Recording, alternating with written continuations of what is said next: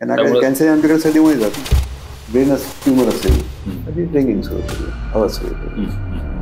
त्यांना तर दिसतं सेकंडरी स्मोकिंग नावाचा दुसरा एक प्रकार जो लोकांना माहीत नाही आहे. त्यांना काही होत नाही, त्यांच्या लोकांना कॅन्सर होतो. तंबाखूमुळे यातला कान बधीर होतो, तुमचा कान कमजोर होतो. असं ऐकूया की 100 ओढल्याने नुकसान होते, की I should be use fully before I die. मला हे तुमच्यासाठी एकदमच पूरक वाटते. नमस्कार मित्रांनो, माऊली हॉस्पिटलच्या या आरोग्याबद्दलच्या जनजागृती सेशनसाठी आपल्यासोबत आज डॉक्टर अनिल पटेल सर आहेत. तर नमस्कार. नमस्कार. तर अनिल पटेल सरांबद्दल बोलायचं झालं म्हणजे आपल्याला जवळपास 2-3 तास लागेल. त्यामुळे मी थोडक्यात तुम्हाला एक सरांबद्दल माहिती सांगतो ज्यांना माहीत नसेल. अनिल पटेल सर हे ENT सर्जन आहेत आणि त्यांनी त्यांच्या प्रॅक्टिसच्या पहिल्या वर्षापासूनच कॅम्प्स चालू केले आहेत आणि सोबतच त्यांना सध्या जवळपास 45 वर्ष त्यांच्या प्रॅक्टिसला पूर्ण झाले आहेत. आणि सरांचे जे कॅम्प्स आहेत ते फक्तच लोकल आपल्या एरियात म्हणून नाही आहे, पूर्ण देशभरात त्यांचे कॅम्प असतात. पूर्ण देशभरात त्यांना सगळे ओळखतात. ENT सर्जन म्हणूनच नाही तर बाकी जे सामाजिक ऑर्गनायझेशन्स आहेत त्या सगळे त्यांना अप्रोच करतात आणि सर त्यांना पेरिफेरीला जाऊन सगळ्यांना सेवा देतात. त्याबद्दल आपण बाकी बोलूया. तर मुख्यतः सरांना काही नॅशनल लेवलचे पण अवॉर्ड्स मिळाले आहेत. त्यामध्ये आहे रखमाबाई नॅशनल अवॉर्ड आहे जे दिलीप महाले यांच्याकडून मिळालेला आहे. नंतर वंदन पुरस्कार आहे जे आपल्या इथे लोकल लेवलला त्यांना मिळालेला आहे. सध्या त्यांना मेडकॉन 2024 हे सोलापूरला त्यांना मिळालं आहे. रुरल अँड रिमोट एरियाजमध्ये सर्व्हिस देण्याबद्दल त्यांना पुरस्कार मिळाला आहे. आणि सगळ्यात मोठे म्हणजे सध्या त्यांना काही येत्या दिवसात कोचीला एक लाईफ टाईम अचिव्हमेंट अवॉर्ड मिळणार आहे. तिथे कोचीला बोलवलं आहे आणि सरांचा तिथे नॅशनल प्लॅटफॉर्मवर सरांचा टॉक सुद्धा आहे. तर हे सगळं आहे. सरांचा खूप मोठा अनुभव आहे या विषयाला धरून, कान घशाला धरून, आणि या अनुभवाचा सगळ्यांना फायदा व्हावा या डिजिटल माध्यमातून. त्यामुळे आपलं आजचं सेशन आहे. तर आपण त्याला तर सुरू करूया. सर, तुम्ही आता जसं सांगितलं की 45 वर्ष जवळपास तुम्हाला प्रॅक्टिसला झाले आहे. तर तुमच्या प्रॅक्टिसच्या तुमची पद्धत आणि तुमच्या दिनचर्येबद्दल एक थोडक्यात सांगा सर. कारण जवळपास आता 15-20 वर्ष झाले तरी प्रॅक्टिसिंगमधून लोक बाहेर जातात, पण तुम्ही 45 वर्ष सतत सेवा देत आहे रुग्णांची. त्याबद्दल तुम्ही सांगा काय? डॉक्टर व्हायचं असं मला पूर्वीपासूनच इच्छा होती. माझे आजोबा, मी नानाजी आणि 4 मामा सगळे डॉक्टर आहेत. लहानपणापासून मी सगळ्या डॉक्टर फॅमिलीत वाढलो आणि सख्खे काका ते डॉक्टर होते. कधी सुट्ट्यामध्ये जायचो तेव्हा मी त्यांच्याकडे बघायचो, त्यांच्याकडे पण मला चांगलं वाटायचं. कधी घोड्यावर जायचे, त्यांच्यासोबत मी घोड्यावर कॅम्पला जायचो, ते व्हिजिटला जायचे. नंतर मामा म्हणजे मोटरसायकलवर जायचे, मागं बसून मी जायचो. आणि त्यामुळे ती एक आवड होती माझी. त्यामुळे अजूनही माझी प्रॅक्टिस चालू आहे आणि आनंदाने करतोय. आणि अशी इच्छा की शेवटच्या दिवसापर्यंत प्रॅक्टिस करावी. जोपर्यंत आपण फिट आहोत तोपर्यंत. क्वालिटी खराब झाली तर बंद करणार. हात कापायला लागले, विसरायला लागलं, घोटाळा व्हायला लागले, बंद करायला लागले. फिजिकल ॲक्टिव्हिटी येणार शेवटी, एके दिवशी ते बंद होणार होते. माझी दिनचर्या, मी सकाळी रोज 3 वाजता उठतो आणि 11 वाजता झोपतो रात्री. असं एक फिक्स रुटीन आहे माझं. बहुतेक फॉलो होतो. आठवड्यातनं 6 दिवस फॉलो होत होते. ते इथे यवतमाळच असं नाही, कुठे बाहेरगावला गेलं ते माझं चालू राहतं रुटीन. ती सवय पडल्यामुळे त्यावेळेला आपोआप डोळे उघडतात की संपली आपली झोप, संपली म्हणून. आणि दिवसा मला जेव्हा झोप मिळेल तेव्हा मी 10-10 मिनिटाची झोप मी काढत असतो. वेळ मिळेल, कुठे 2 पेशंटमध्ये गॅप असेल, काय वेळ असेल, काय 10 मिनिटं झोपून घेतो.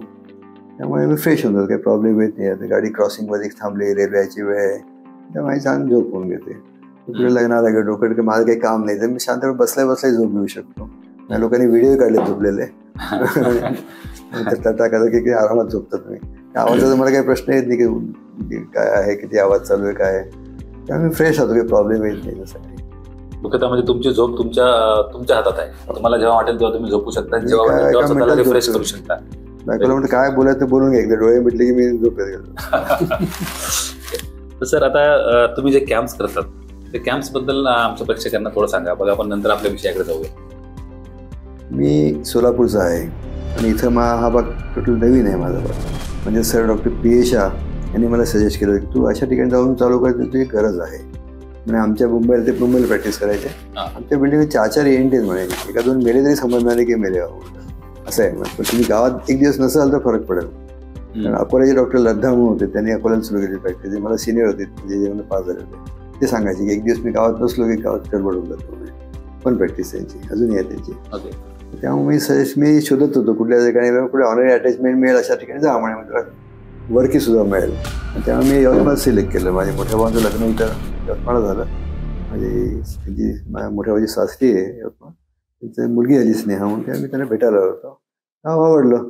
माझी बायको मुंबईची आहे, तिला ते दाखवून टाकलं बघ, कारण ती मुंबईची राहणारी ते यवतमाळ तेव्हा ते खेड होतं एकदम खूप बारीक आहे, मोठं रेल्वे स्टेशन नाही, बागा नाही, टॉकीज म्हटलं चालेल म्हणजे काय हरकत नाही. नंतर पळून जायला नको ना, कारण दोन्ही इंटिरियर प्रयत्न पळून गेले त्यांनी, बाका काय कोऑपरेट काय केलं नाही त्यांनी. त्यामुळे मी इथं चालू केली प्रॅक्टिस. आणि माहिती हवी म्हणजे स्कूटरवरच फिरायचो इकडं, म्हणजे खरबी दराठी कुठला किनवट हे सगळ्या स्कूटरवर पालथा घालतात, सगळ्या मुली काय मंगळपीर काय कारंजा काय सगळं फिरलो मी. आणि काम मिळत गेलं सगळीकडं, गरज होतीच प्रत्येक ठिकाणी. नाकान कसं विभागाशी ते कानातले फांडमध्ये कोण काढू शकत नाही, बाकी डॉक्टर प्रयत्न अजून पडदा फाडून यायचं ते. त्या असे पेशंट तरी वाट बघायचे की खूप काय कानात खेळा गेलेला आहे, नाकात चणा गेलेला आहे, काय अर्जंट नसलं गाव पेशंट वाट बघतो, मग आमचे काय त्रास नाही बाबा आल्यावर काढू म्हणून. त्यामुळे काम वाढत गेलं. असं पहिले ठरवलं 3-4-5 वर्षांनी बंद करून टाकू म्हणून, पण त्यात बरेच आनंद यायला लागले. त्यामुळे तेच काम चालू राहिलं. मी डॉक्टर कोल्हेंना भेटायला गेलो. तुम्ही ते बेरागडला प्रॅक्टिस करतात, त्यांच्याकडे मला इन्स्पिरेशन मिळतं. आता पद्मश्री मिळत त्यांना आणि स्मिता कोल्हेंना. त्यांच्याकडे मी पहिले कॅम्प सुरू केले. त्यांच्या थ्रू मग बाबा आमट्यांचा सगळा परिचय झाला. मग ते तुम्ही कसावतला, आनंदवनला, नंतर हेमल कशाला असे कॅम्प सुरू केले मी. त्यामुळे तिकडे फिरायला लागलो मी. आधी स्कूटर जायचो मी, नंतर मग कार घेऊन लोननी कार घेतली आणि कारने फिरायला लागलो. मग त्यामुळे आवाका वाढला, त्यामुळे जास्त डिस्टन्स जायला लागलो, फास्ट व्हायला लागलं काम. सामान्य बरंच घेऊन जायचं सोबत, बरंच काम होऊन जायचं त्यामध्ये. असं हळूहळू लटांबर वाढत गेलं. आणि मग बाकी स्टेट्सची आमंत्रण यायला लागले. 1-2 NGOसाठी मी गेलो. आणि माझं असं आहे की मी minimum drugs, minimum investigation, minimum surgery या 3 गोष्टी फॉलो करतो.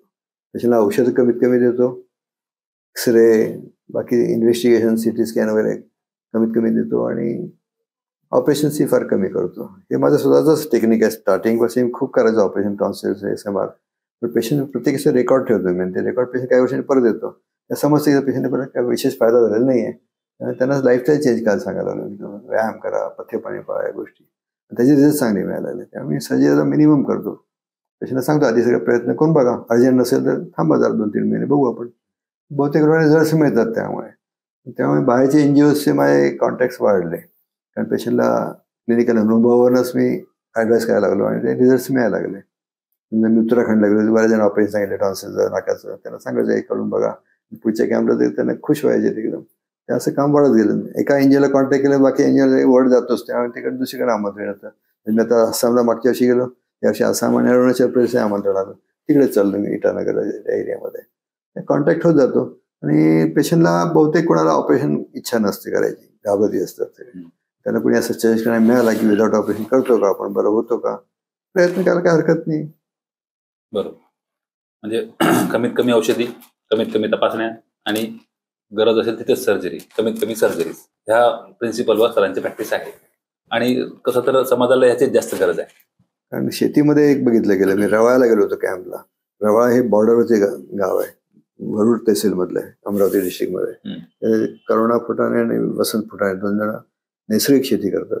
ते इन्सेक्टिसाइड वापरत नाहीत, काही स्प्रे वे करत नाहीत, काही नॅचरल सगळं वापरतात. आणि त्याची शेती चांगली त्यांची. इथे डॉक्टर इथं सुभाष शर्मा आहेत इथं दिवसाला, ते अशीच प्रॅक्टिस करतात, त्यामुळे काय वापरत नाहीत.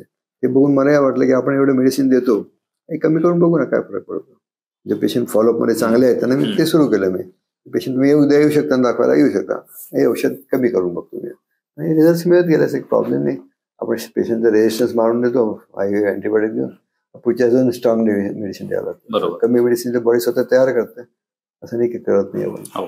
त्यामुळे थोडासा वाव द्यायला हरकत नाही. फॉलोअप जे चांगला असेल, पेशंट जर येणारच नसेल परत मग ते रिस्क घेण्यात काही पॉईंट नाही. पेशंट जवळपास आहे, ओळखीचा आहे, माहिती आहे, बघ 24 तास बघ औषध बसलं, चांगली गोष्ट आहे. बहुतेक लोकांचं बसतं, नाही बसलं खाली वाटलं असं लिहून दिलं असं मेडिसिन, हे नाही झालं उद्या ते सुरू करून टाक बाबा. बहुतेक रिझल्ट मिळतात तसं. आणि तुमच्याकडे सगळा डाटा आहे, त्याचं ऑब्झर्वेशन करतात, त्यामुळे तुम्हाला हे जमते की कुठल्या गोष्टीचा रिझल्ट येतो आहे आणि कुठल्याचा नाही येत आहे. एक पेशंट सांगतो, मी 15 वर्ष आधी गेलो होतो आणि 5 मिनिटात सरांकडून माझं ते निघालं, आणि सरांनी मला दाखवलं की 15 वर्ष आधीचं हे असं कार्ड आहे, अशी सिस्टम तुमच्याकडे. मला पेशंटनेच सांगितलं सर. 80% पेशंट हे कार्ड आहे. हो. म्हणजे गेल्या 45 वर्षात माझ्याकडे कपाडं भरली सगळ्या त्याची. हो. आणि हे नुसते पैसेला पेशंट तर नाही, मी कुठेही रिमोट एरियामध्ये गेलो, गुजरात अर्थक्वेकला गेलो, मी भूकंप झाला तेव्हा गेलो, हिमल जातो मेळघाट होते, प्रत्येक केस पेपरची कॉपी असते माझ्याकडे. काय दिलंय, काय डिग्री झालंय, त्याला शिकायला मिळतात ना. हो. तर आता आपण येऊया आपल्या काना घशाच्या विषयाकडे. तर आता तुम्हाला एवढा अनुभव आहे, तुमचे एवढे तुम्ही पेशंट बघितले आहे, तर तुम्हाला मोस्ट कॉमन असं सगळ्यांना होईल असं कुठला आजार वाटतो काना घशाचा, जो सगळ्यांना होतो? दिवसेंदिवस फरक पडत चाललेला. आता आजकाल सर्वात जास्त नाकाचे प्रॉब्लेम पडत चालले. 2 कारण आहेत त्याची. एक तर ॲलर्जी, पोल्युशन खूप वाढलेलं आहे सगळीकडं. आणि दुसरी गोष्ट लॅक ऑफ एक्सरसाइज. नाका व्यायाम कोणी करत नाही फारसं. त्यांना वाटतं आपण जे करतो ते सफिशियंट आहे, आणि त्यात ते खुश राहतात की मी दिवसभर काम करतो, शेतात काम करतो, मी खेळ खेळतो, त्यावेळी माझं सफिशियंट आहे. ते सफिशियंट नसतं. ते कुठलाही खेळ खेळता ते वॉर्मअप बसावा, म्हणजे व्यायाम असतो. जसं गायन गातो, तू रियाज करतो, रियाज मी करतो, व्यायाम करतो त्या गोष्टीला. ऑक्सिजन छातीत भरते, छातीची कॅपॅसिटी वाढते, तास गाऊ शकतो तो. व्यायाम खूप जरुरी आहे प्रत्येक माणसाला. आणि मी स्वतः 1 तास व्यायाम करतो, फिट राहतो मी. पहिली गोष्ट, मी स्वार्थी माणूस आहे, मी स्वतः आधीच स्वतःची काळजी घेतो, मग घरच्या लोकांची काळजी घेतो, मग बाहेरचे लोक आहेत माणसं, स्वतःची केअर आधी घेतो मी. हो, त्यामुळे तुम्ही बाकीची केअर घेऊ शकता, कारण तुम्ही फिट आहेत. तर आता स्वतःची काळजी घेण्यासाठी पर्टिक्युलरली तुम्ही जसं सांगितलं की ॲलर्जीसाठी काय नेमकं करायला पाहिजे व्यायामांमध्ये? सिंपल, शाळा आपल्या शाळेत शिकवतात ते व्यायाम करायला, पण शाळा सुटली, लोकांना व्यायाम विसरतात. शाळेत ते शनिवारी 1 क्लास असतो पीटीचा, आणि त्या शिकवतात ते व्यायाम, असं करा बाबा. आणि असं असतं की तुम्ही जाऊन रोज घरी व्यायाम करायला पाहिजे, असं रुटीन असतं. कोण करतं, कोणी नाही करत. जे करतात ते फिट राहतात.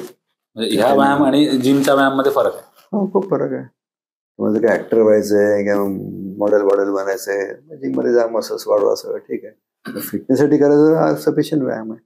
जसं वरण भात भाजी पोळी तुम्ही जेवण करा, मग ते चटणी पापड काय लोणचं खायचं नाही खायचं ते ऑप्शनल आहे. ते शाळेतला व्यायाम तुम्ही बेसिक आधीच करा. सूर्यनमस्कार काढा, उठाबशा काढा, पळायला जा, हाताच्या इकडे हलवा, म्हणजे जॉईंट मोकळतात तुमचे.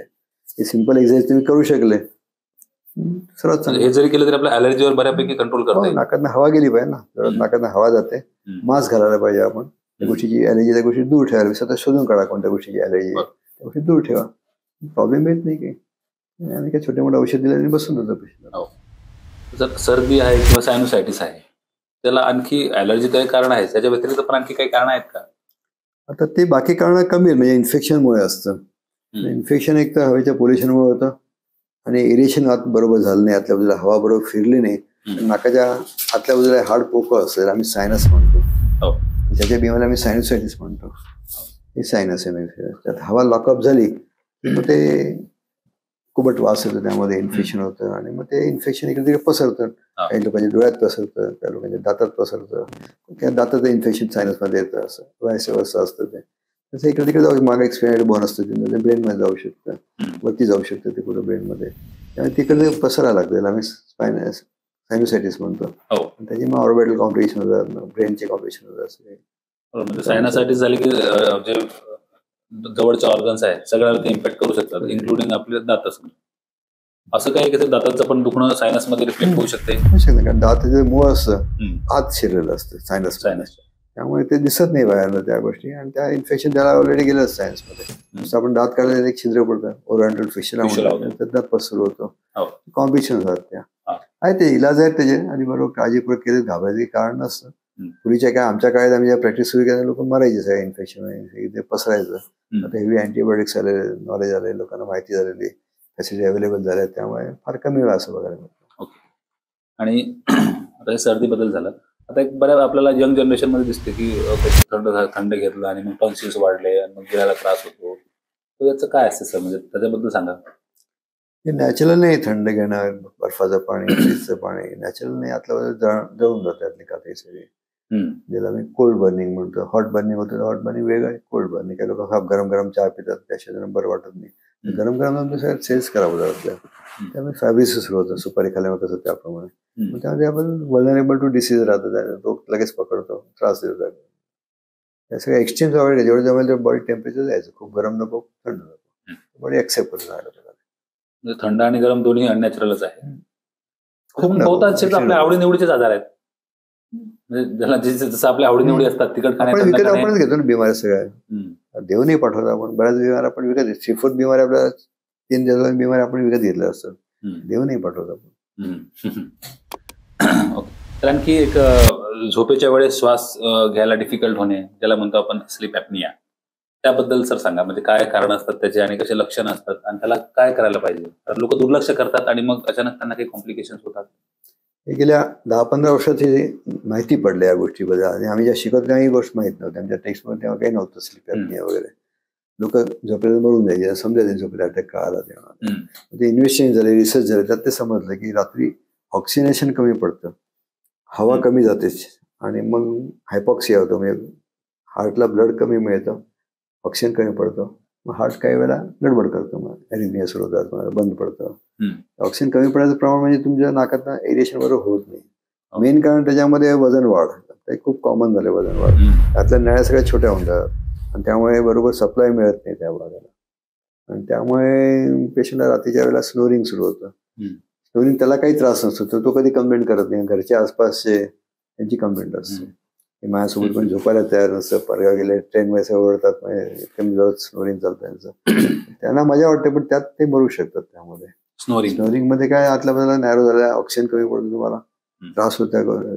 मग काहीचं हार्ट वीक असतं, जरा ऑक्सिजन कमी पडलं त्याची गडबड सोडून जाते. मग हार्ट स्ट्रॉंग असेल तर माणूस व्यायामही करत नाही, हार्ट स्ट्रॉंगही नसेल त्याचं. त्यामुळे सगळे फॅक्टर्स सोबत येतात सगळे.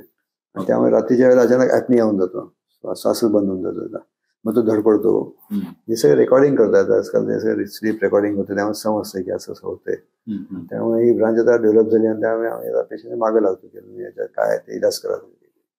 सीपॅप नावाचं एक मशीन येतं, ते मशीन वापरल्याने त्याला आर्टिफिशियली हवा फेकली जाते आतल्या बाजूला, त्याला श्वास घ्यायला त्रास होत नाही. हा सगळा नॉन ऑपरेटिव्ह पोर्शन त्याला. ऑपरेटिव्ह बाकी बरे झाले, त्यातले भाग मोठे करायचे सगळे आणि सक्सेसफुल आहेत ऑपरेशन. पण मेन वस्तू म्हणजे वजन वाढूच द्यायचं नाही, समप्रमाण ठेवा, कमी नको आणि जास्त नको. जसं आपण तराजू काटा बघतो, तराजू मध्यभागी पाहिजे, इकडे गेले तो नाराज, इकडे गेला आपण नाराज. मध्यभागी गेलं कोणी नाराज होत नाही ना, आपण मध्यभागी ठेवला पाहिजे. तर तुम्ही बोलताना सांगितलं की स्नोरिंग आहे आणि हे खूप कॉमन आहे सर, घोरणे, जसं त्याला माहित नसते. तर ह्याला काही म्हणजे याला थांबवता येते का साधारण माणसाला? त्याला काही आजार नाही, काही नाही, पण आधीमध्ये घोरणं असते. व्यायाम केला म्हणून जातो. ओके, आधी आम्ही सिंपल चेकअप करतो की नाका काय ऑब्स्ट्रक्शन आहे का त्याला कुठेतरी. कारण मोठ्या तोंडाने आपण शिट्टी वाजवू शकत नाही, छोट्या तोंडाने शिट्टी वाजवू शकतो. छोट्या वेळात हवा गेली तरच आवाज करते, बरोबर. हमारा शिट्टीत नाही मारता येणार. आतली नाही नॅरो झाली तर स्नोरिंग सुरू होतं. तर ते कोणत्या कारणावर नॅरो झाले, तर नाकापासून छातीपर्यंत कुठेही कारण असू शकतं. ओके, इथे कुठेतरी ट्युमर असेल तर त्याला स्नोरिंग सुरू होतं.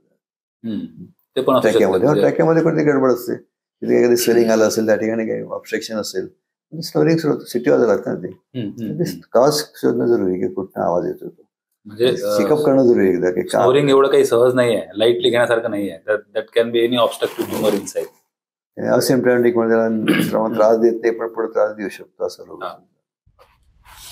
आणखी एक घसा आहे सर, जसं घशाला खरखर होणे, घसा दुखणे किंवा गिळताना त्रास होणे, हे खूप कॉमन आहे लोकांमध्ये. ते सवय करणाऱ्या लोकांना फार कॉमन आहे. सगळे पान, सुपारी, तंबाखू, बिडी, सिगारेट, दारू, नस ओढणे, तकलीफ ओढणे, हे सगळे एकाच प्रकारे सगळे एक व्यसन असते. त्या व्यसनामुळे आपले भाग खराब होतात सगळे. तंबाखू आणि जे स्मोकिंग आहे याच्यामुळे सगळं होऊ शकतं. सुपारीमुळे होतं. सुपारी त्याचं कॉम्बिनेशन असेल तुमचा घसा, कारण ओरल मध्ये तर बाकी चेंजेस येतातच, म्हणजे घशापर्यंत पण ते जातात. ते खाली सगळं जातात ना. अनिलिकेचा कॅन्सर कुठे येऊ शकतो ना. किती उदाहरण आहेत माझ्याकडे. खाली कॅन्सर आहे, इथं काही निघालं, खाली निघालं कॅन्सर. नळी कुठे जाऊन कुठे विकनेस मिळेल, कुठे पाडेल ते सांगता येत नाही. म्हणजे पूर्ण नळी खराब होऊ शकते तंबाखूच्या सवयीमुळे. तंबाखू, सुपारी, स्मोकिंग खराब होतं. म्हणजे फक्त तोंड किंवा घशापर्यंत नाही, पण अन्ननलिकेत कुठेही तुम्हाला ट्युमर किंवा कॅन्सर करू शकते. कॅन्सर सवयी हिस्ट्री झाली की मी सुपारी खात होते बाबा, बाकी काही नव्हते व्यसन मला, सुपारी म्हणत होते. कारण बरेच पेशंट म्हणतात की सर मी तंबाखू खात नाही पण सुपारी खातो. डायरेक्ट ऍसिड असते त्यामध्ये, ते ऍसिड जाऊन नुकसान करतो कोणाला. तिखट पण तेवढंच हानिकारक आहे का सर? तिखट नॅचरल नाहीच आहे ना. पृथ्वी कुठलाही प्राणी तिखट खात नाही. पहिलं भागावर तिखट मिरची लावून खातो का? थांबा, मी तिखट मिरची लावतो कोणी खात नाही. परदेशात कोणी खात नाही. कोणी गेले असेल परदेशात तर बघा, तिथे इंडियन रेस्टॉरंटमध्ये सगळं मिळेल तुम्हाला. तिथल्या फॉरेनच्या रेस्टॉरंट काही मिळत नाही. 10 बाटल्या आणून ठेवतील, ते लिहिलं असते हे वस्तू आहेत, टाका काय टाका खा. तसे त्यांना हे रोग नाही, त्यांचे वेगळे रोग आहेत, आपल्यासारखे रोग नाही. आपल्या विदर्भात खूप कॉमन आहे तिखट आपल्याकडे खूप जास्त खातात. त्यांना कौतुकाने खातात कारण मला काही तिखट लागत नाही, पण तुम्ही जीभ जाळून टाकली ना, जिभे सेन्शनच गेला ते काही बोलतच नाही बिचारी. मग ते इथं जाऊन गळा खराब करणार, ऍसिडिटी वाढेल तुमची, अल्सर्स होतील, पायल्स आले, बगंदर आले की रोग घेऊन बसा. जेवढं त्यातून व्हिटॅमिन ए असतं ते मायक्रोग्रॅम मध्ये असतं ना, आपण ग्रॅम मध्ये खातो ते नुकसान करतो. नुकसान करतो. आणखी एक सर कॉमन फाइंडिंग तशी असतात की चक्कर येणे, ज्याला आपण उभं झालं की चक्कर, वर्टायगो जसं आहे, तर हे कशामुळे होत असतं जनरली, किंवा त्याला वयाचं काही आहे का, कोणतं वया नाही, कोणत्या चक्कर कुठल्या एक वयाला येऊ शकते. म्हणजे कारणं आले का असतात, लहान मुलांची कारणं आले, मोठ्या माणसाची कारणं आले, कानामुळे असतात, काही ना बीपीमुळे असतात, बाकी ठिकाणी प्रॉब्लेम्स असलेले असतात, ब्लडचे प्रॉब्लेम असलेले होतात. ते शोधणं वर्टायगो एक वेगळा टॉपिक मोठा होऊन जातो. कानामुळे जे असतं त्यांना कानाचे बाकी सिम्पटम्स असतात, रिंगिंग असतं, कारण सुसू वाजतो, आवाज येतो, त्यामध्ये बहिरेपणा असतो, त्यामध्ये डोकं दुखतं, काही ना काही प्रॉब्लेम पस असतो, काही ना काही हिस्ट्री असायची, काही हिस्ट्री नसणारे मानेमुळे असतात. मानेमुळे ब्लड सप्लाय कमी पडला चक्कर अशी मारते. मला स्वतःला असं चक्करचा प्रॉब्लेम 81 मध्ये झाला होता. स्कूटर खूप चालवायचं, व्हायब्रेशन मध्ये मणक्यामध्ये गॅप पडली, काही वेळेस दबायला लागल्या, झोपले की मला उलट्या व्हायचे, चक्कर व्हायचे. त्या काळात सिटी स्कॅन नव्हतं, MRI नव्हतं, काही नव्हतं. ते वाघसाहेब ट्रीटमेंट दिली होती, समजलं की याच्यामुळे झालेलं आहे. डॉक्टर दिलीप महाराजांकडे मी व्यायाम घेतले, सगळे ट्रॅक्शन बॅक्शन पट्टे घातले, सगळे झाली जुने सगळे. रोज नियमाने व्यायाम करतो, प्रॉब्लेम्स काही येत नाही. आणि आता सर्दी एक साधा विषय आहे, सगळ्यांना होतं आणि आपण घरगुती काहीतरी करतो. जसं तुम्ही सांगितलं की असा शंभूळ ओढायचा नसतो, तर सर्दी काय कॉम्प्लिकेशन करू शकते, साधी सर्दी आपल्याला काय इमर्जन्सी आणू शकते, आणि ते कशा पद्धतीनं ते त्याची प्रोसेस सांगा सर, जसं सगळ्यांना समजेल. आता आपण जे सर्दी शब्द वापरतो तो कॉमन कोल्ड असतो, ते काहीच करत नाही, तुम्हाला त्रास देत नाही, मेडिसिनची गरज नाही, काही नाही. 3-4 दिवस सर्दी कोणाला होते, मला होते, निघून जात आहे, ते आम्ही सर्दी म्हणतो. बाकी सगळे नाकाचे रोग असतात. रोगाला तुम्ही नाव देऊन टाकता सर्दी, मला सारखी सर्दी होतच नाही ना. 3-4 दिवस झाले तर ती सर्दी, नाहीतर मग तो आजारच आहे. तो आजार आहे तो. नाका लहान मुलं ऍडिनोसिसचा रोग झाला ते सर्दी होते, मोठ्या माणसाला सायन्ससाठी झाली सर्दी होते. कारण असे म्हणजे खूप वेग शब्द वापरतो, मला सर्दी सारखी सर्दी होते, जावं रोग आहे तुमचा, रोग तुम्ही इलाज करत नाही. कधी सर्दी सेटिंग खाली बरं वाटतं, झालं तात्पुरती इलाज झाला. सायकल पंक्चर काढत नाही, हवा भरून चालवत, असं झालं ते. रोग शोधावं लागतो, तुम्ही आले आम्ही शोधून काढतो म्हणजे काय एलर्जीच आहे, इन्फेक्शनमुळे. इलाज करा, साधे व्यायाम करा, पथ्यपाणी पहा, मांस करा, निघून जातो. 3-4 दिवस जर सर्दी नाही बसली तर नक्की त्याला काही दुर्लक्ष करायला नको, काहीतरी अंडरलाईन प्रॉब्लेम असू शकतो. रिकरंट होत असेल तुम्हाला, काहीतरी रोग आहे तुम्हाला. बरोबर. कॅन्सर आमच्याकडे सर्दीमुळे जात ना, नाका किडे पडले सर्दीमुळे जात ना. किडे असतात नाका सारखं नाक वाहत रक्त पडलं वगैरे, किडे असतात, कॅन्सर असतो आपल्याला. सारख्या तिथे गोळ्या घेत बसतात, तात्पुरतं बसत जातं, काम वाढत नाही त्याचं. एके दिवशी मग काही कॉम्प्लिकेशन आले की सुजून आले, की सुजलं माझं, रक्त आलं, वास आला, मग त्याला दुर्लक्ष करण्यासारखं नाही आहे सर. आता कानाक घशांच्या आजारांच्या संबंधित डोकं दुखणे किंवा हे सगळं हे दुखणे, याचे काय संबंध असतो? म्हणजे डोकं दुखण्याचं तर खूप सारे कारण आहेत, त्यापैकी यात काय कारण असतात कानाक घशाचे? 3 कारणं असतात. एक तर नाकाच्या प्रॉब्लेम्समुळे, सायनोसायटिसमुळे डोकं दुखतं, दुसरी डोळ्यामुळे डोकं दुखतं आणि मेंदूमुळे डोकं, 3 गोष्टींमुळे डोकं दुखत असतं. आणि बाकी जनरल डिसऑर्डर्स असतात त्यामध्ये. नाकामध्ये सायनोसायटिस हे मेन कारण आहे. आता जे पोकळ आहे त्यामध्ये हवा लॉकअप झाली, पूल झाला, त्यामुळे ते हेडेक होतं. ट्रीटमेंट करा, ते थांबवतात, ते काही लॉंग लास्टिंग नसतं. ट्रीटमेंट नाही केलं चालू राहतं. बाकी हेडेक सारखं नाही केलं, वर्षानुवर्ष आपल्या गोळ्या खातोय, औषध खातोय, तसं हेडेक नसते तुमचं. तिथे शोधून काढा कुठं प्रॉब्लेम आहे, तो काढून टाका, बसून जातो.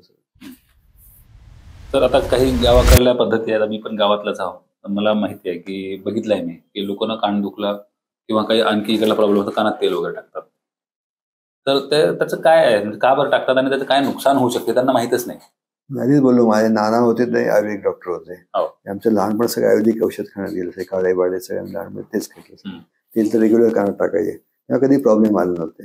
आता पोल्युशन झालेलं सगळं, त्यामुळे तेल ही खायची वस्तू, त्यामुळे तेल घ्यायला बाकीचे जंतू येतात बाहेर, फंगस म्हणतो आम्ही, ते फंगस वाढतात. तेल टाकूच नाही, तेल किंवा कुठली खायची वस्तू लोक दूध टाकतात, लघवी टाकतात, काही काही टाकतात, त्यातलं इन्फेक्शन पडून गेलं. तसं काय बदललं तर आपण बदलायला पाहिजे. लसणाचं तेल टाका, काय पेन रिलीफ होतो, ते मान्य मला, पण ते तेल निघत नाही बाहेर, त्या इन्व्हाइट करतात. मॉइस्ट असल्यामुळे फंगल डेव्हलपमेंट होतं. तुम्ही 10 किलो सोनं आणून ठेवा, मी चोराला इन्व्हाइट करताय, त्यांना समजतं, वास लागतो की कधी गडबड आहे, या चोरी करा, तसं आहे.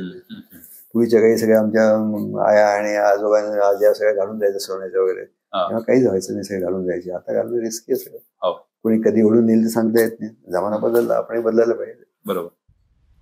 सोबतच कान कोरणे एक इन्स्ट्रुमेंट येते, म्हणजे जे आपल्या आजीबाईकडे राहायचं, त्याला स्कूप असतो आणि काही ते कोरतात आणि मला पण अनुभव आहे आणि छान वाटते. किंवा आपले इयरबड्स आहेत, तर हे प्रॉपर प्रोसेस आहे क्लीन करायची की अजून याचं काही दुसरी बाजू पण आहे?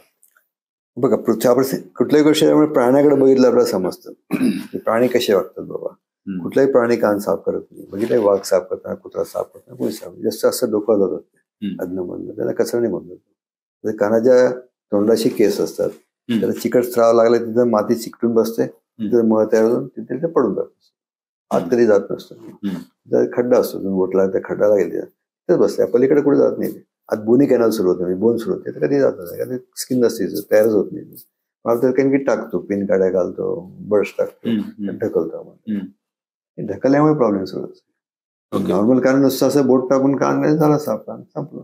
पलीकडे काही गरज नाही. प्राणी तेच करतात, असं चालवतात नाही. त्यांना हात बोटं दिली देवा हाणार होतं. कुठल्या प्राणी बघा असं डोकाल कान साफ होऊन जातं. कारण आता कान कोरोना जुनं झाला तर इयरबड्सवर कामाला, शेवटी ते नुकसानच आहे.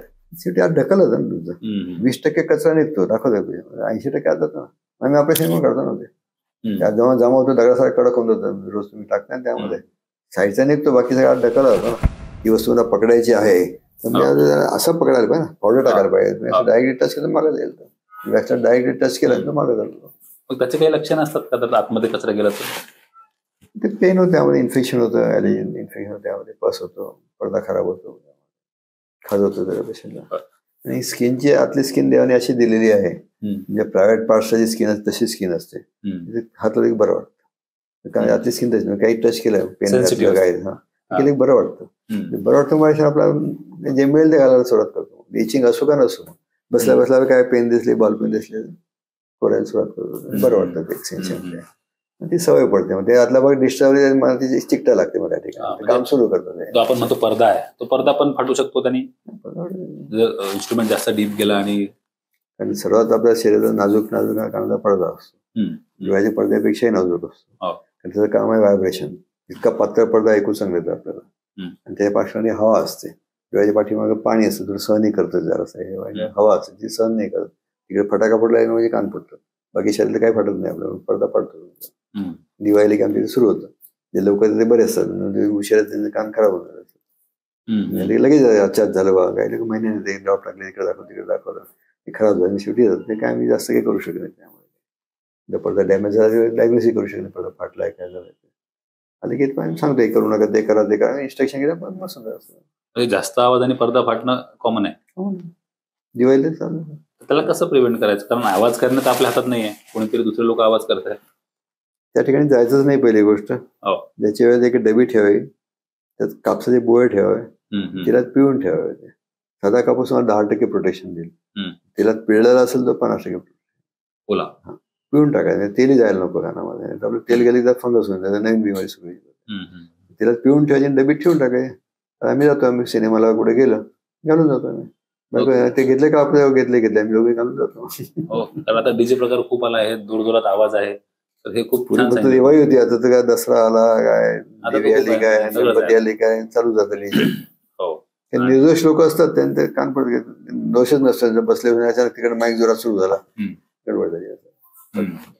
असे लोक पाहिजे. आणि आता बहिरेपणाबद्दल, म्हणजे बहिरेपणा जे आहे ते वयानुसार असतो का, की आपली जी कॅपॅसिटी आहे ऐकण्याची ती वयानुसार नॅचरलीच कमी होत असते का, की काही आजारांमुळे? कमी होतं, पण टिकवले तर टिकवले. मी कानाचा डॉक्टर आहे ना, बऱ्याच लोक असतील काना डॉक्टर बरं आहे म्हणून, कारण सगळ्या ज्या प्रिकॉशन स्वतः घेतो प्रिकॉशन. माझं टिकून आहे. आता एकत्र चालू आहे माझं, तर काही प्रॉब्लेम येत नाही. ऐकू सगळं येतं, अडचण काही येत नाही त्यामध्ये. हे कानाचे प्रिकॉशन घ्यायला पाहिजे, मग ते प्रॉब्लेम येत नाही. मोठ्या कान दूर ठेवा. मी अमरनाथला गेलो होतो, पण चढून गेलो वरती, मोठ्याने घंटा वाजवत होतो. इथे गेलो मी नक्की बाहेर गेलो नाही, दुरून दर्शन गेलो. बाबा ठीक आहे, ते गेले माझी ऍक्टिव्हिटी कमी होणार, शार्पनेस निघून जाणार, मला तेवढं जाणवत नाही आलं, पण बोथट होऊन जाणार ना. त्याची किंमत केव्हा असेल, पॉईंट येतो पण किंमत, बोथट जाय पण फेकून जातो. तसं आहे ते. आता बोथट पण येऊन जातो, मोठ्या आवाजाने नुकसान होऊन जातं, कान डाऊन होतो. मोठा आवाज टाळायलाच पाहिजे. मी फटाके काही उडवत नाही. कुठे जायची वेळी बोळे घेऊन जातो लोकांना त्रास नको, हात ठेवून टाका असं वाटतं, एक्स्ट्रा प्रोटेक्शन ठेवा. कान टिकतात, म्हणजे थंड हवा राहायला लागतं कामा नये. म्हणजे कानाचा आवाज येणे हे नैसर्गिक आहे, शेवटपर्यंत यायला पाहिजे. बऱ्यापैकी थोडी कमी होऊ शकते. रिंगिंग होणं ते एक रोग आहे, कानातले शिट्ट्या वाजतात ना, एक रोग आहे. त्याचं कारण शोधावं लागतं. लोक त्याकडे लक्ष देत नाही. 2-2 वर्ष आवाज येतो त्याकडे लक्ष देत नाही. बघणं जरुरी आहे. माझी गाडी ठेवली तिथे आवाज केला की मी जाऊन बघेन, कोणीतरी बाबा हात लावला का, काच खोलला का, एक वॉर्निंग असते ती. त्या देवाने दिलेली ते वॉर्निंग बेल आहे ती. आवाजाला शोधून काय 18-15 जास्त गेला, साध्या सर्दीमध्ये आवाज येतो, 10-15 दिवसात गेलं तुमचा, आमच्याकडे याचं काम नाही. आवाज चालू आहे म्हणजे काहीतरी गडबड आहे त्या ठिकाणी, ती शोधावं लागेल. रिंगिंग आवाज येतो, म्हणजे बीपी वाढलेलं असतं त्याने रिंगिंग होतं. कारण कचरा असतो कारण त्याने रिंगिंग होतं. बघून सांगतो कचरा काढला, रिंगिंग थांबला, केव्हा झाला बीपी इलाज केला, थांबतो. त्याचा संबंध काही मेंदूच्या आजाराशी पण आहे का? कारण ब्रेन ट्युमर असेल आधी रिंगिंग सुरू होतं, आवाज सुरू होतो. आणि मग ते सिम्पटम्स नाही द्यायला, मग काही पेशंट हाताला मारला, ऐकू येत नाही, दिसत नाही, एक प्रॉब्लेम नंतर सुरू होतात. त्या वर्षात एकदम पेशंट ब्रेन ट्युमर अशी जातात. आम्ही प्रत्येक पेशंट केअरफुली बघतो. तुमचा आवाज गेला की नाही गेला, तुम्ही ऑडिओग्राम करा, सिटी स्कॅन करा, कन्फर्म करा काही नाहीये, जा तुम्ही, टेन्शन काय राहत नाही. त्या आवाजाकडे दुर्लक्ष नाही करायचं. लांब महिन्याचे पैसे चाललाय आवाज तर दाखवणं जरुरी आहे. बरोबर. म्हणजे आवाज नाही येणं किंवा रिंगिंग येणं हे एक अलार्मिंग साईन असू शकतो बाकी आजारांचा. बरोबर. आता सर काही वेळा ना आपल्याला स्मेलच येत नाही.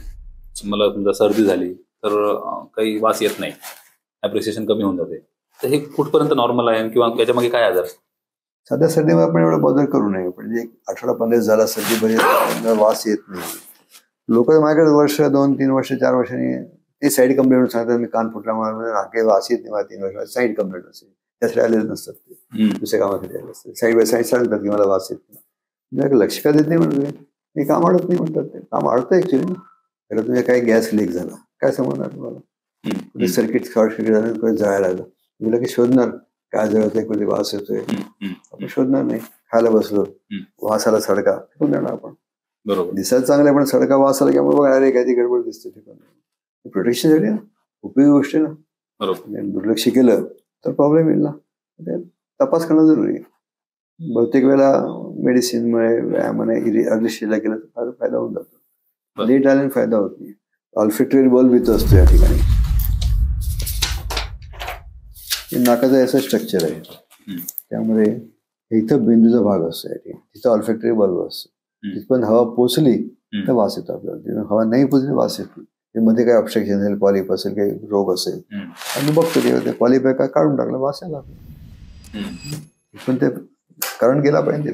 करंट गेला असेल तर तुम्हाला असेल नसेल, ऑब्स्ट्रक्शन असू शकतात. ऑब्स्ट्रक्शन त्याने आम्ही रोड करतो तपासण्यामध्ये, इंडोस्कोपी करून बघतो कुठे काय गडबड आहे का काय. कधी काढून टाकलं काही दिवसांनी बरं होऊन जातो.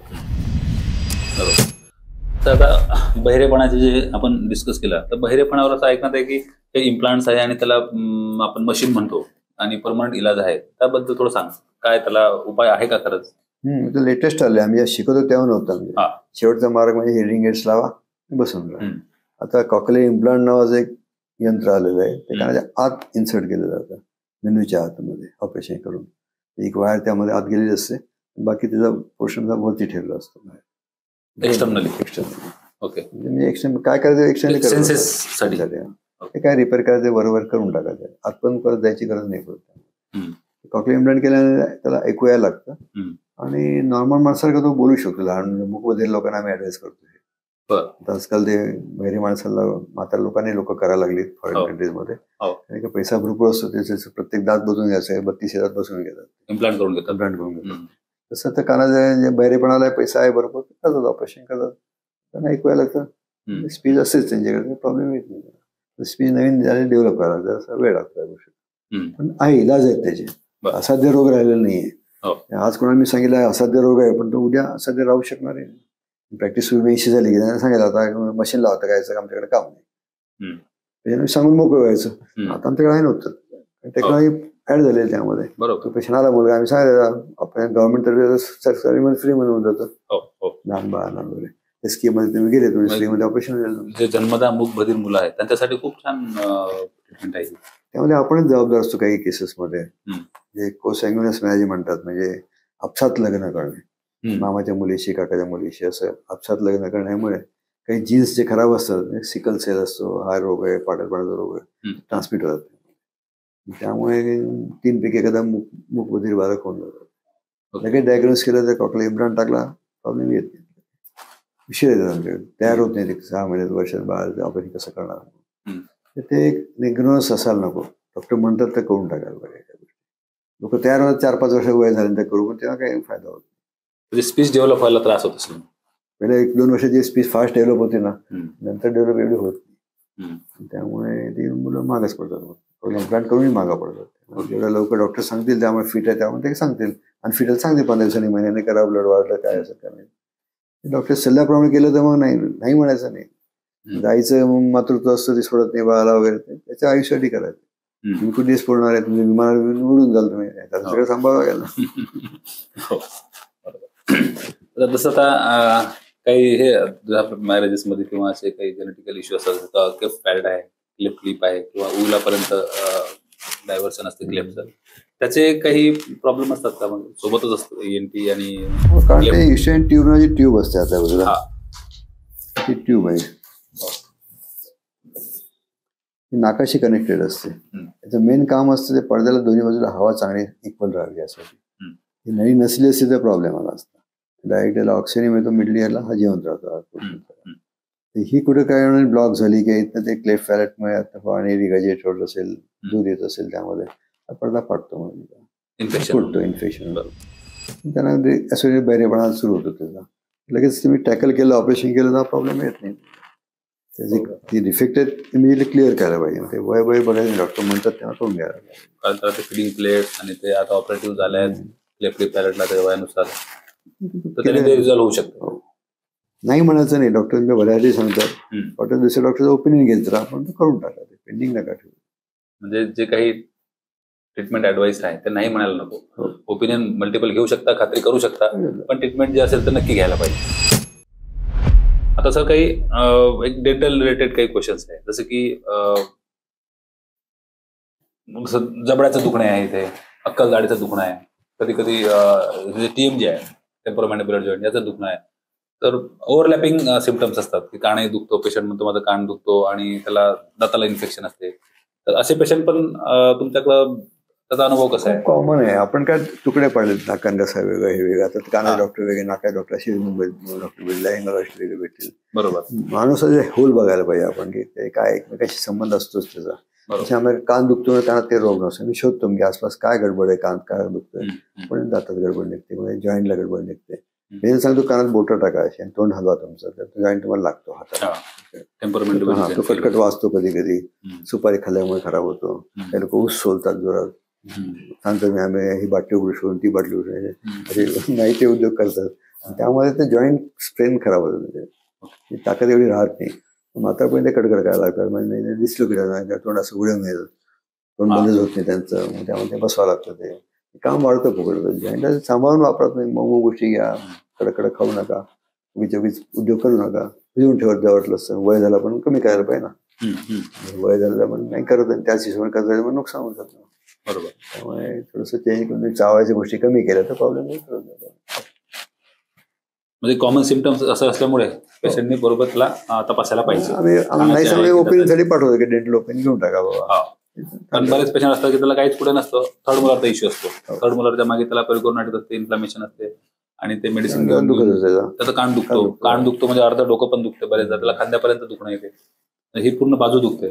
असं कारण एकच असतं छोटं, एक्झॅक्ट डायग्नोसिस केलं, 2 डॉक्टरने कन्सल्ट केलं, जात नाही, गोळ्याने बरं वाटतं त्याच गोळ्या खात बसतात. बरोबर. त्यामुळे बरं लेट रिपोर्टिंग होते, आणि जे काही इन्फ्लॅमेशन आहे त्याचं मग आपलं अपसेस आणि पुढचे सेल्युलायटिस आणि अपसेसचे कॉम्प्लिकेशन होतात. तेव्हा जागे जातात मग पूर्ण स्पेस इन्फेक्शन घेऊन पेशंट येतात. मग त्याला जे लोकलमध्ये काम व्हायचं तर जनरल अॅनेस्थेशियामध्ये करावं लागतं. जे आपल्या गोळ्या घेऊन व्हायचं असते त्याला मग IV अँटीबायोटिक्स लावून आपल्याला 5 दिवस आपल्याकडे ऍडमिट ठेवावं लागतं. तर असे बरेचदा दुर्लक्ष केल्याने किंवा कुठून तरी औषधी घेतल्याने असं होत नाही. चांगलं घरचे दुर्लक्ष करायच्या गोष्टी असं नाही. पैसा प्रश्नाचं पण काय काम चालतंय ना, करू. व्यस्त आहेत लोक, त्यामुळे शरीराकडे लक्ष देत नाही. माझ्याकडे स्वार्थी बना, मी खूप स्वार्थी माणूस आहे, त्याच्याकडे लक्ष द्या. एक छान सांगितलं, स्वतःसाठी स्वार्थीपणा, शरीराकडे लक्ष द्या, लिसन टू युअर बॉडी. ते आपली सेवा करते ना, दिवसभर तेच काम करते. त्याची कंप्लेंट आली की काय आहे ते दाखवून टाका, स्पेशल दाखवून टाका. प्रॉब्लेम येत नाही. कारण की आता जसं स्मोकिंग आहे, आता वॅपिंगचा एक प्रकार आलाय, जे धूर न निघणारं असं एक इन्स्ट्रुमेंट असते, ते आजकाल बऱ्याच यंग जनरेशन मध्ये वॅपिंग हा प्रकार आहे. त्याचा तर घशामध्ये काय होतं, अजून याला काही वेगळे त्याचे दुष्परिणाम दिसतात का? त्यांना तर दिसतं, सेकंड स्मोकिंग नावाचा दुसरा एक प्रकार जो लोकांना माहित नाहीये. त्यांना काही होत नाही, घरच्या लोकांना कॅन्सर होऊ शकतो. Second second smoking. बरोबर. जर का तुमच्याकडे लहान बाळ असेल आणि तुम्ही स्मोकिंग करताय, बाळाशी लोक घेता जवळ त्याचा, त्याला प्रॉब्लेम त्याची कात्री खूपच टेंडर असते. ह्याचा स्मोक काही सहन नाही करू शकत, त्याला कॉम्प्लिकेशन सुरू होतात. आजकाल हा प्रकार कॉमन झालेला आहे की घरच्या लोकांना त्रास होतो, यांना काही त्रास होत नाही, याची बॉडी इम्युन झालेली असते, जे व्हायचं होईल त्याचं होईल, त्याचं पण बाकीच्यांना व्हायला नको. बरोबर. त्यामुळे वेस्ट लोकांनी असं लक्षात ठेवलं पाहिजे, आपल्या बाकीचं शरीर खराब व्हायला नको. स्मोकर्सने लहान बाळांना घेऊ नये किंवा दूर घरात ठेवत नाही ना स्मोकिंग. बरोबर, त्यांच्यामुळे बाळाचं नुकसान होऊ शकतं. बाळाचं बाकी फिमेल बायका असतात घरामधल्या, म्हातारे लोक असतात, त्यांची कात्री खूप पातळ असते ना, त्यांचं धूर पण व्यापून जातो ना, इतका कवट वास असतो, स्ट्रॉंग वास असतो, नुकसान करतो. बरोबर. आणखी एक तंबाखू आणि खर्रा आपल्या भागात खूप चालतो सर, आणि आम्हाला तर मोरल कॅव्हिटीमध्ये सगळे फायंडिंग दिसतात, दात झिजतात आणि चट्टे येतात, की आपलं पांढरे लाल चट्टे येणे आणि अल्सर्स होणे, काही म्हणजे मोठे अल्सर होणे, कधी कधी सूज, ते सगळं अर्ली मॅलिग्नंट जे लिजन्स आहेत ते पण असतात. तर या टोबॅकोमुळे अजून बाकी काही कानांना घशामध्ये नुकसान होते का, तंबाखू आणि खर्रामुळे? कान बहिरा होतो, कानामध्ये त्यात निकोटीन असतं, कान बहिरा होतो. मी प्रत्येक पेशंटला इन्स्ट्रक्शन देत असतो, कार्ड देतो, ते मेन्शन केलेले आहे, म्हणजे मी वाचलं त्यात लिहिलेलं आहे यामध्ये की तंबाखूमुळे यातला कान बधीर होतो तुमचा, हळूहळू कान कमजोर होतो. तंबाखू फक्त दातातच नाही तर कानाचं पण नुकसान होतं, ब्लड प्रेशरही खराब होतं तुमचं, हार्टही खराब होतं. निकोटीन सगळीकडेच काम करते, ते किडनी दिलं, किडनीत खराब होईल तुमचं, काही ना काही फायदा थोडा करणार. बरोबर. म्हणजे जेव्हा आपल्याला अल्सर होतो, अल्सर म्हणून डायरेक्ट ब्लड वेसल सोबत कॉन्टॅक्ट येऊ शकतो निकोटीनचा, तर तो कुठेही जाऊ शकतो. ऍक्च्युली ते औषध आहे, निकोटिनिक ऍसिड नावाचं औषध आहे, आम्ही कानाच्या डेफनेस मध्ये देत होतो आम्ही पूर्वी. अच्छा. निकोटिन मिलीग्राम मध्ये यायचं, ते ग्रॅम मध्ये खातात लोकांना, ओव्हरडोस झाला ना.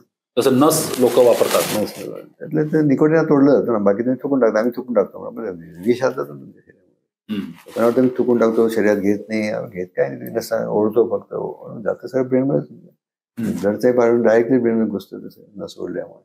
बरोबर. हानिकारक गोष्टी त्यांना असं वाटतं, पण असं हे करतो आणि होणार नाही, मी तंबाखू टूथपेस्ट वापरत लोक, नुकसान होतच नाही. बरोबर. म्हणजे नस ओढणे सुद्धा तुम्हाला ब्रेन पर्यंत नुकसान करू शकतो. इपको नावाची पेस्ट माहिती आता मिळते नाही मला माहित नाही, काही पेस्ट तंबाखाच्या पेस्ट आल्या आहेत, ज्याला तंबाखू लागते त्याला बरोबर तंबाखूची पेस्ट आहे, नसची पेस्ट जे आपण म्हणतो तेच, आधी पावडर होतं, आता पेस्ट मध्ये पण आलाय. म्हणजे बिझनेस कंपनी सगळी डिमांड पूर्ण करतात, जी गरज आहे समाजात ते दारू सप्लाय करतो, सगळं सप्लाय करतात, आणि त्यांना अजून कम्फर्टेबल किंवा फिजिबल करतात प्रोडक्ट. तर आता सर मॅलिग्नन्सी जी आहे, तर जसं काना घशाचे जे कॅन्सर्स आहेत त्याच तिथूनच त्याची ओरिजिन असते की तोंडातून पण काही ओरिजिन असते, किंवा काना घशाचे कॅन्सर तोंडात येतात, असं त्याचं कोरिलेशन काय आहे? तर पुढे ट्रॅक खराब होत जातो. सुरुवात बहुतेक सबम्युकस फायब्रोसिस होते, पूर्ण आतली कात्री खराब होऊन जाते, तोंड पांढरं होऊन जातं, कडक होऊन जातं, एकदम पेशंट खाणं चालू शकतो, तिखट खाणं उघडणं कमी होतं, टेस्ट होऊन जातं, मग कुठेतरी एखादी कात्री फाटते तिथून सुरुवात होते, मग आग लागल्यासारखे पसरत सगळं. काही लोकांना मल्टिपल कॅन्सर होतात, 4-5 ठिकाणी होतात, असे रेअर असतात, पण एका काढला की दुसरीकडे होतो, सकाळी तिसरीकडे होतो, एक टेंडन्सीज असते काही लोकांची कॅन्सर व्हायची. व्यसन, त्यामुळे व्यसन दूरच ठेवले की प्रॉब्लेम येत नाही. काही लोकांना हेरिडिटरी असते, म्हणजे व्यसन करताही कॅन्सर होऊ शकतो त्यामध्ये, तसे लोक कमी आहेत. तसं आपण आम्ही पण प्रॅक्टिसमध्ये होतो, जसं ऑलमोस्ट 90% लोकांना संबंध आहेच, म्हणजे व्यसनाचा संबंध असतोच. काळजीपूर्वक राहिलेलं बरं, आपण व्यसनी नाहीये तरी आपल्याला होणार नाही असं सांगता येत नाही, प्रिकॉशन गेलं बरं, झाला प्रॉब्लेम लगेच जाऊन इन्व्हेस्टिंग करून घ्या, चेकिंग करून घ्या दरवर्षी. आपण गाडी सर्व्हिसिंगला पाठवून देतो की 10,000 किलोमीटर झाले सर्व्हिसिंग, 40 झाली की एकदा सगळं चेक करत राहिलं, वर्षातनं बरं असतं, 20 वर्षाने जाऊन सगळं चेक करून घेतो, काहीतरी निघतं कुठे गडबड, मग ते डाएट कंट्रोल होऊन जातं, काही नसे जरा कमी खाय, जरा जास्त खा, होऊन जातं त्यांनी, रेग्युलर गोळी खायची गरज नाही पडत. बरोबर. अजून तुम्हाला कशाचा कुठला आजार नाही, कुठल्या गोळ्या नाही आले, रोग पटपट आले, इलाज करून टाकले, जे आपल्या नेहमीचे जे होतात तेच आहे, क्रोनिक इलनेस काही नाही. मला स्पिनॉइड सायनसायटिस झाला होता, स्पिनॉइड बोन असतं ना, त्याच्यामुळे डबल दिसायला, कंप्लेंट काही नव्हती, पण 2 दिसायला लागले मला, डिप्लोबिया झाला होता, ऍब्ड्युसेंट नर्व्ह पाल्सी झाली, ते समजलं सिटी स्कॅन स्पिनडमध्ये इन्फेक्शन झालं होतं. ते काढून टाकलं, इन्फेक्शन गेलं नाही, ओके झालं सगळं. ते रोग येतात, काही प्रॉब्लेम आहे, बॅक एक आहे, नेक एक आहे, सगळं झालं सगळं. इलाज करा, व्यायाम करा, टिकून झालं सगळं. बरोबर. रोजची गोळी नाही खावं की बीपी वाढलं, शुगर वाढली. अर्ली सायन्स पकडा आणि त्याला इलाज आहे, जे इलाज आहे ते स्वतःच आहे ते स्वतः बघा, काय कमी जास्त करायचं, इलाज घ्या आणि सगळं ठीक. म्हणजे आई स्वतःची आई 95 इयर्सची, 94 वर्षाची आई माझी अजून आहेत. अरे वा. त्यांना काय झालं की पटकन इलाज करून टाकतो, म्हणजे टेन्शन राहत नाही की. त्या वयात काय मराला जास्त वेळ लागत नाही, इकडे तिकडे खाली झालं की. आम्ही घरात आम्ही 2 डॉक्टर, माझा मुलगा एनडी डॉक्टर आहे, कोणी ना कोणी 24 तास असतंच तिथं. लगेच टॅकल होऊन जातो. त्यामध्ये शुगर डाऊन झाली, अनकॉन्शियस झाली, लगेच ट्रीटमेंट दिली, झालं. असे प्रॉब्लेम आले, पटकन इलाज केले, ट्यूमर झाली तर काढून टाकलं, या ते काढून मोकळं करून टाकायचं. आता 10 एक ऑपरेशन झाली ही छोटी मोठी काय इलाज करून टाकायचं, मोकळं करून टाकायचं. बरोबर. आता तर कॉमनली आपण शेंबूड जो आहे ओढतो, असं ऐकूया की शेंबूड ओढल्याने नुकसान होते, तर त्याला कसं डील करायला पाहिजे? शेंबूड तर येतो आणि प्रत्येक ठिकाणी आपण अशा ठिकाणी आपण प्राण्याकडे बघायला पाहिजे. प्राणी काय करतात, कुठलाही प्राणी नाक शिंकरत नाही किंवा नाक ओढत नाही. कधी बघितलं नाही वाघ असं शिंकरतोय, असं हात लावून वगैरे, असं दोन्ही नाकाने शिंकरायला पाहिजे. कुठं प्रेशर येत नाही, बॅक प्रेशर पडद्यावर मारत नाही. इस्टेशन ट्यूबची नळी असते, प्रेशर दिलं की सगळं शेंबूड इकडे कानात चढतो सगळा, आणि तो कान फोडून बाहेर येतो ओढल्यामुळे किंवा शिंकरल्यामुळे, दोन्ही गोष्टीमुळे. हात लावून तुम्ही शिंकरला असं जोरात, धक्का बसतो कानाच्या पडद्याला, 10 वेळा सहन केला, 11 वेळा फुटून जातो. म्हणजे दोन्ही नाकांनी सोबतच शिंकायला पाहिजे आणि आनंद पुसत राहायचं सारखं, वायपट करायचा, सर्वात चांगलं. आत नाही घ्यायचं, शरीराला बाहेर फेकतं ना, पसरायला लागून पसरा फेकून द्यायचं, जमा करून ठेवत नाही, आत ओढत नाही, आधी फेकून द्यायचं, करा शिंकरत जा, पुसत जा, असं निघून जातो. पण ते तुम्ही आत ओढाताण केली, इथं झाल्यावरती फ्रंटला सायन्स घेऊन जाईल, लोक मला इथं दुखायला लागलं, मग पस झाला वगैरे, हे कॉम्प्लिकेशन. आतल्या बाजूला सगळे टिश्यूज खूप पातळ असतात, म्हणजे बाहेरचे दरवाजे टाईट असतात, चांगले मोठे. आतले दरवाजे लात मारून तुटेल असे असतात. आतल्या मेमरी सगळ्या खूप पातळ असतात. जरा काय झालं की इन्फेक्शन घुसतं सगळीकडं. मेन दरवाजा करून एकदा असे आत घुसलं, मग त्याला रोकटोक नाही, मग त्याला काही ब्रेन पण जातं मग सगळं. म्हणजे एवढं रिस्की आहे शेंबूड आतमध्ये ओढणे. मी रिपोर्ट्स आहेत की नाक शिंकल्यामुळे मेलेले आहेत, असे रिपोर्ट्स आहेत. त्यामध्ये शिंकला इन्फेक्शन गेलं ना, उशीर टॅकल केलं तर मेंजायटिस होऊन जाईल ना. आजकाल ह्या काळात पॉसिबल नाही, पूर्वीच्या काळात पॉसिबल होतं, ते समजायचं नाही काय झालं ते. आता लगेच समजतं सिटी स्कॅन करून. इन्व्हेस्टिगेशन नसल्यामुळे त्याला सोर्स समजायचं नाही. माझे एक डॉक्टर मित्र होते, पालकर नावाचे, तिथं स्टेट बँक चौकातच प्रॅक्टिस करायचे. 4 दिवस गावाला गेलो होतो, तर त्यांना कानाने इन्फेक्शन झालं. नुसतं ड्रॉप टाकत बसले, आता डॉक्टर दाखवून देऊ, ड्रॉप टाकत बसले, गोळ्या खात बसले, पेन गेलं निघून, ते इन्फेक्शन गेलं आत, बेहोश झाले, उलट्या सुरू झाल्या, संजीवमध्ये ऍडमिट झाले. आधी समजलं नाही, बिमटीज ट्रीटमेंट चालू होती, आयडी सिटी स्कॅनर समजलं, इथं पस झाला कानात नाही, ही एक्सपायर्ड. स्वतः डॉक्टर असून असं झालं. कारण काउंटर मेडिसिन आपण खूप घेतो ह्या सर्दी आणि कानासाठी, जसं की आपण ते इनहेल करतो, तर त्याचं काय सर? इनहेलर जे आपण वापरतो ते वापरायचं नसतंच, कारण तुम्ही सांगितलं की शेंबूड वर आलं की ते ओढलं होतं ना, परत ओढून पुन्हा ओढलं जाईल. ते अनुलोम विलोम करतात लोक, प्रेशर देतात, ते नाही जात प्रेशर पण नुकसान करणार ना तुम्हाला. प्रेमान जाऊ दे ना, नाही अडते ना, राहू द्यावा, कोशिश करू नका. म्हणजे प्राणायामामध्ये जे सर्दी असल्यानंतर काही रोग नाही ते करू शकतात, रामदेवा करू शकतात, काही रोग नाही करू शकतात, फटाफटा करताना काही प्रॉब्लेम येत नाही. ज्याचं डीएनएस आहे, त्यात पॉलिप आहे, कॉम्प्लिकेशन्स आहेत, त्यामुळे त्यात तुम्ही प्रेशर देता, तुम्ही नुकसान करणार ना ते. जेव्हापासून निघालं टीव्हीवरती, आमच्याकडे पेशंट वाढले हेडेकचे, त्यांना सांगितलं बंद करा, सगळं बरं झालं म्हणतात. म्हणजे बघा, आपण ते व्यवस्थित दुरुस्त होण्यासाठी करतो आणि त्याच्यामुळे पण आजार होतात. योगा चांगले आहेत, पण मी काही योगा करत नाही, मी रोज करतो, काही योगा नाही करत. फॉरवर्ड बेंडिंग अवॉइड करतो, स्पॉन्डिलोसिस असल्यामुळे ते काही नुकसान नाही करत ना. सगळ्याच गोष्टी आपण करायला पाहिजे, थोडं पॉसिबल आहे का दृष्टीकडे बंद करत नाही. बेसिकली स्वतःला जागरूक असणे, समजून घेणे, काय प्रॉब्लेम आहे, काय आणि कशाने काय होते, हेच म्हणजे गरजेचं आहे. ब्लाइंडली फॉलो करण्याचं पण नसतं, ते करू आपण करायचं. बरोबर, 10 किलो पळू शकतो, आपण नाही पळू शकतो, तसंच आहे. सर, आता आपण बहुतांश विषयांवर आपण चर्चा केलीच आहे.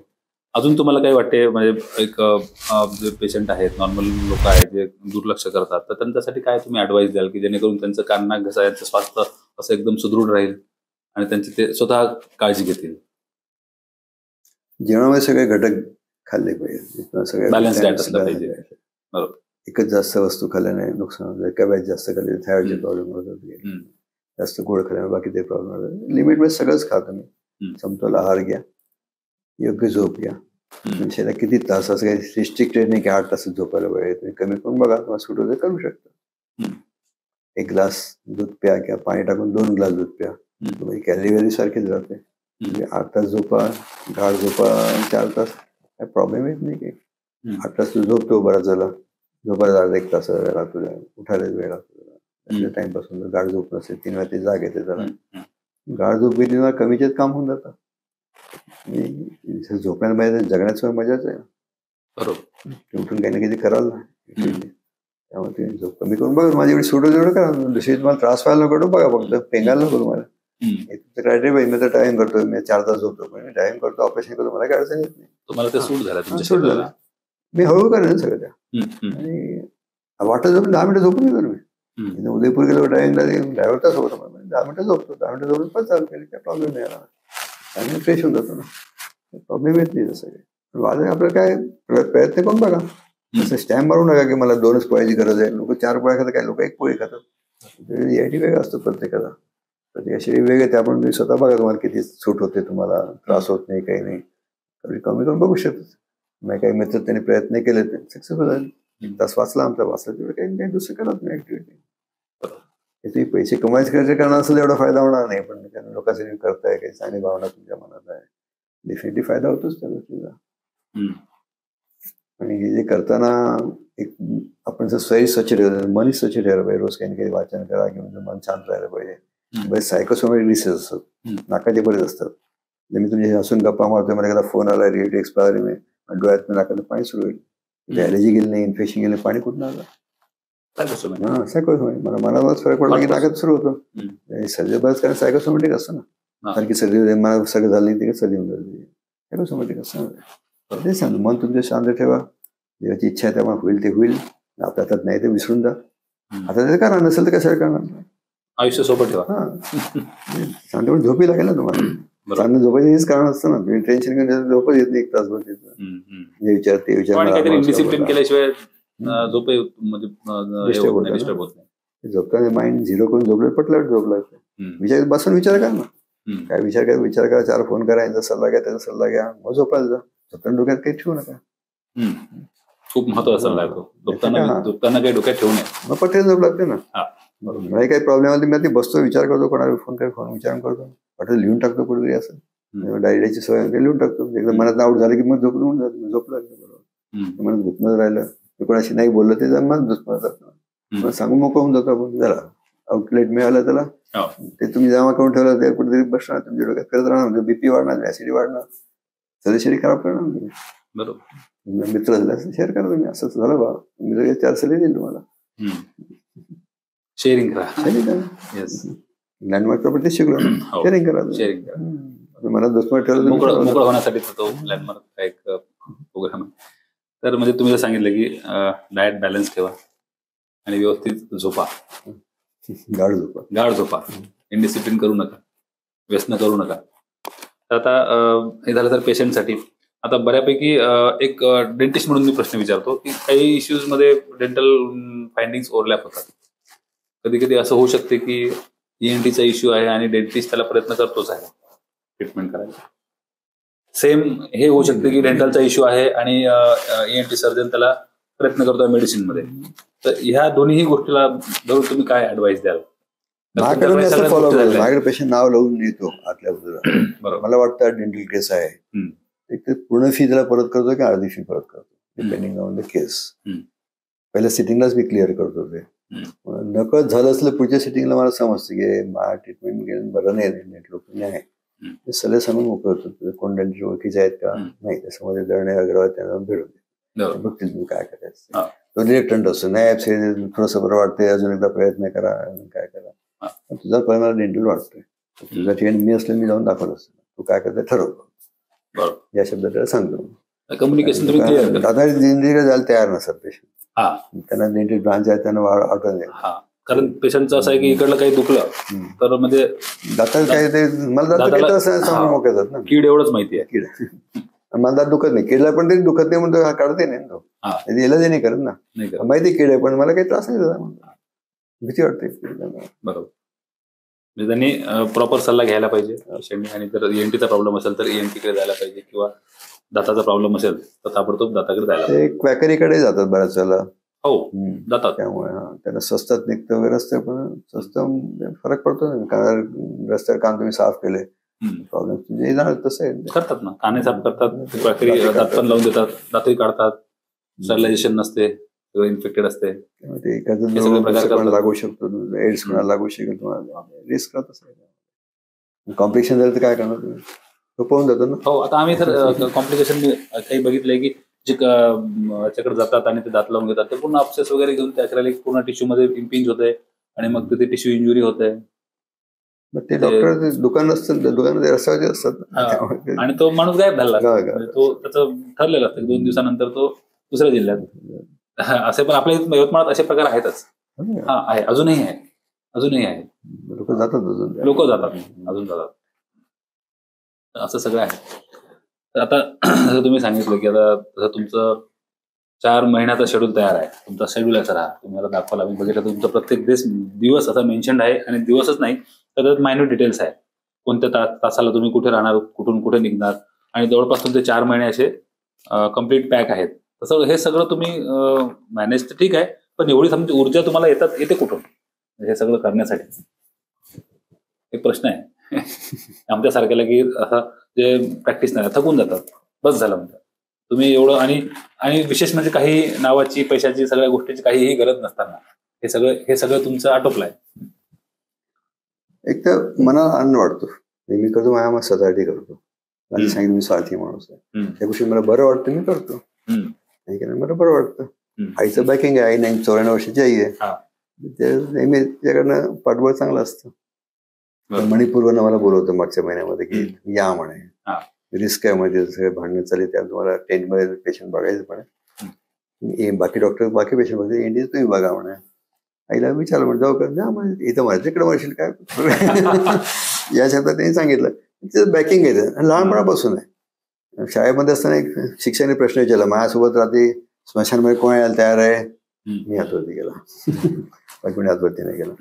बघायचं म्हणा स्मशान कसं आहे. नाही, डॉक्टर ते सर म्हणाले तू घरी विचारून आधी, त्याची असं नाही ना तुझा हो म्हणशील म्हणून काय झालं मी कोण जबाबदार, विचार जा ना, जरूर जा म्हणे. असं बॅकिंग आईचं होतं. ते आमचे वडील नेहमी नोकरीमुळे बाहेर राहायचे, पण आईचं बॅकिंग खूप अशा गोष्टी आहे. त्यामुळे जिथे चूक केली त्या ठिकाणी झटके बसले. मी चोरी केली, रबर आवडे खिसा घातला, चोरीमध्ये माहित नाही आपल्याला, कारण कोणी शिवी दिली, मी शिवी दिली, माझ्या माहिती शिवी, आपलं काय समज लहान मला, तिचं रट्टे बसले तिथं, असं परत नाही करायचं. त्यामुळे ते संस्कार चांगले घडत गेले ना. आताही कधी काही रागवते मला, काही अधिकार बरोबर, सारखा पळपळ काय करतो, थोडं तिथे जा ना म्हणे सारखा, मी सारखा बाहेर जात असतो, कुणा आमंत्रणात चाललो, पुण्याला चाललो, नाही म्हणत नाही मी. त्यामुळे दूरचं असतं, त्यामुळे एक्झॉस्ट होण्याचं वाटतं, पण मला चांगलं वाटतं, निसर्गाची मला आवड आहे, त्यामुळे मी असं बोर होत नाही बाहेर गेल्यानंतर ट्रॅव्हलिंग करताना. आणि एक काम मी 4 तासावरती 4 तास होत नाही काम, काही ना काही चेंज येतो. आहेत तुम्ही 4-5 सेंटर एक ठिकाणी, 2 तासाने मी चेंज करतोय, मध्ये गाडी चालवतोय, मध्ये मी रेस्ट करतोय, मी मध्ये वाचतोय, सगळ्या गोष्टी होतात त्यामध्ये. गाणी ऐकतोय, पु ल देशपांडे ऐकतोय मी, गाणी ऐकतोय, पिक्चर ऐकतो, आज अनाडी पिक्चर ऐकला मी. तसं सगळे रेकॉर्डेड आहेत, सगळे बघत सगळं बॅलन्स करत आणि नेचर बघतो प्रत्येक. आणि फोटोग्राफी आवड आहे, माझ्याकडे हार्ड डिस्क भरले आहेत फोटो, मी काढले फोटो. आधीचे सगळे अल्बम आहेत, 50 अल्बम आहेत माझ्याकडे जे काढलेले असे. आता हे सगळे डिजिटल आहेत, सगळे डिजिटल. आता कोरोनामध्ये सगळे 50 अल्बम लावले, सगळे वेळ होता, ऑनलाईन मागवले सगळे. आपल्याही बसून कामाला, आपल्या सुट्टी कुठे देणार, हे काम करावं, मदत करा मला, कॉइन्स आहेत, स्टॅम्प्स आहेत, कलेक्शन सगळं, ते सगळं बरोबर लावलं सिस्टम. सगळे आवडीन एवढी जोपासता, नैतिक बळ छान आहे तुम्हाला ऐकडून, स्वतःची आवड आहे निसर्गाची, आणि पेशंटला सर्व्हिस देण्याचा जो आनंद आहे ते तुम्हाला, हे सगळे तुमची ऊर्जा जे सगळे स्रोत आहेत. लोकांच्या तुम्हाला पद्मश्री द्यायला रोज मिळताना पद्मश्री लोक देतातच ना, डोळ्यात मिळतच ना. आता मी मनोरुग्णात जे कोणी जात नाही तिकडे जातो, मी मनोरुग्णात पण तपासला जात नाही, जातो. मी आता राऊंड टूर ठेवला, त्यामध्ये मनोरुग्ण बघितले 100 मनोरुग्ण बघितले. एकाने कानामध्ये इतके कापूस टाकले, मी काढतोय काढतोय काढतोय काढतोय, पूर्ण ड्रम यायला खूप वेळ आहे. इतके कोंबून ठेवले, खळे टाकतात, काय काय टाकतात. मनोरुग्ण असेल त्यांना काय समजत नाही, काही ते काय उद्योग करत राहतात ना. ते एड्सची मुलं, त्यांना कोणी हात लावत नाही. मी पालवीला गेलो होतो पंढरपूरला, मंगलताई शाळा म्हणून चालवतात ते.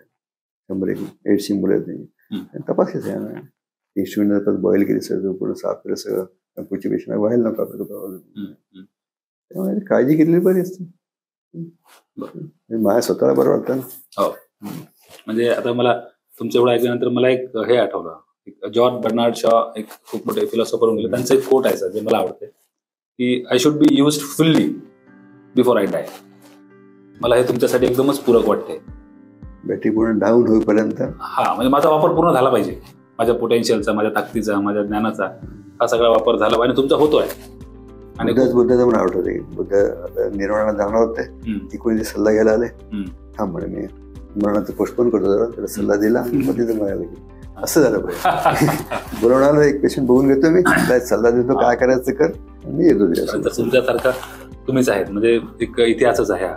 एवढं डायनामिक आणि एवढं कमिटमेंट प्रत्येक वयात जनरली राहत नाही. आपण आपल्या बाकी गोष्टींमध्ये एंगेज होऊन जातो, फॅमिलीजमध्ये किंवा फायनान्सेसमध्ये. पेशंटकडे दुर्लक्ष होतात एका पर्टिक्युलर वयानंतर, आणि बऱ्याच लोकांचे शरीर साथ देत नाही. आता काही लोकांना सर्जन साहेब 60-65 नंतर हात कापायला लागतात, ते नाही करू शकत. म्हणजे हे सगळे अडथळे पण आहेत, आणि ह्या सगळ्या अडथळ्यांवर तुम्ही मात करून पुढे चालले आहेत. फॅमिली बॅकिंग आहे ना, आमच्या फॅमिली जॉईंट फॅमिली. 4 पिढी आहेत माझ्या घरामध्ये. आई आहे माझी, आता 10 वर्षाचा आहे. 4 पिढ्यांचा एन्जॉय करतोय. तुमचं साथ आहेच त्यांचा. बाकी साथ त्याची मुंबई सोडून माझ्यासोबत राहते. तर आमच्याकडून, आमच्या मित्र परिवार आणि हे सगळे प्रेक्षक सगळ्यांकडून तुमच्या ह्या उद्देशाला, तुमच्या मिशनला खूप खूप शुभेच्छा. आणि तुम्ही आमच्या इथे ह्या सेशनसाठी तुमचा वेळ दिला. तुमचा वेळ फार महत्वाचा आहे, आणि रविवारी हा वेळ दिला त्याबद्दल मनापासून तुमचे आभार. मला आपण बोलवलं, आभार आहे आपला. थँक्यू.